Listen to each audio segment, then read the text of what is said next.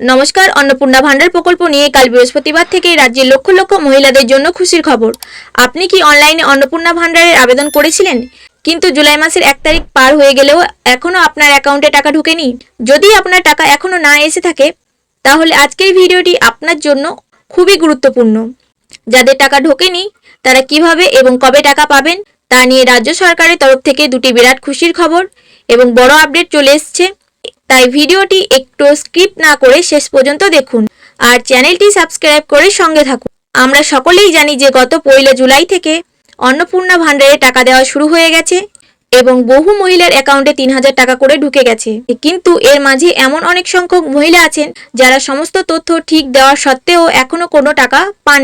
স্বাভাবিকভাবেই তাদের মনে একটা চিন্তা তৈরি হয়েছে যে তারা টাকা পাবেন কিনা।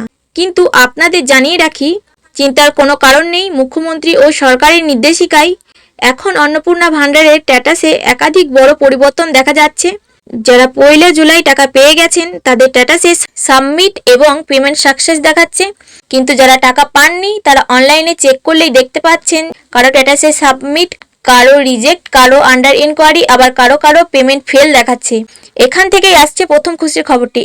রাজ্য সরকারের কাছে অভিযোগ গিয়েছে যে অনেক যোগ্য মহিলা থাকা সত্ত্বেও তাদের আবেদন ভুলবশত রিজেক্ট করে দেওয়া হয়েছে। এরপরেই সরকারের তরফ থেকে সমস্ত রিজেক্ট ফর্মগুলো পুনরায় যাচাই বা রিচেক করার নির্দেশ দেওয়া হয়। আর সেই রিচেক করার পরেই দেখা গেছে বহু যোগ্য মহিলার স্ট্যাটাস রিজেক্টেড থেকে পরিবর্তন করে আন্ডার ইনকোয়ারিতে পাঠিয়ে দেওয়া হয়েছে। আর কাল বৃহস্পতিবার থেকে এই আন্ডার ইনকোয়ারি থাকা ফর্মগুলো ভেরিফিকেশন বা যাচাইকরণ প্রক্রিয়া সম্পূর্ণ হতে চলেছে। তাই আপনি আজই আপনার অন্নপূর্ণা ভান্ডারে স্ট্যাটাস অনলাইনে একবার চেক করে নিন। যদি দেখেন আপনার স্ট্যাটাসে আন্ডার ইনকোয়ারি নেই, শুধুমাত্র সাবমিট লেখা দেখাচ্ছে, তাহলে বুঝবেন খুব দ্রুত পরবর্তী ধাপে আপনার অ্যাকাউন্টে টাকা ঢুকতে চলেছে। এবার আসি দ্বিতীয় সমস্যা। অনেক মহিলা সব ঠিকঠাক দেওয়া সত্ত্বেও ব্যাংকিং সার্ভার সমস্যার কারণে টাকা পাননি। আবার অনেক ক্ষেত্রে দেখা গেছে ব্যাংকের সাথে ডিবিটি লিঙ্ক নেই অথবা কোনো জয়েন্ট অ্যাকাউন্টের সাথে ডিবিটি লিঙ্ক হয়ে রয়েছে। সরকারের তরফ থেকে জানানো হয়েছে যারা 30 জুনের মধ্যে ফর্ম ফিল আপ করেছিলেন এবং যাদের এই সমস্ত সমস্যাগুলো দেখাচ্ছিল, কাল বুধবার থেকে এই সমস্ত ত্রুটি বা সমস্যা ক্লিয়ার করা শুরু হয়েছে।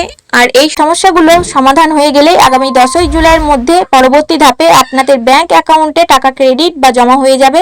এছাড়া যারা 30 জুনের মধ্যে আবেদন করেছিলেন এবং স্ট্যাটাস শুধুমাত্র সাবমিট দেখাচ্ছে, তারাও এই আগামী ধাপে টাকা পেয়ে যাবেন।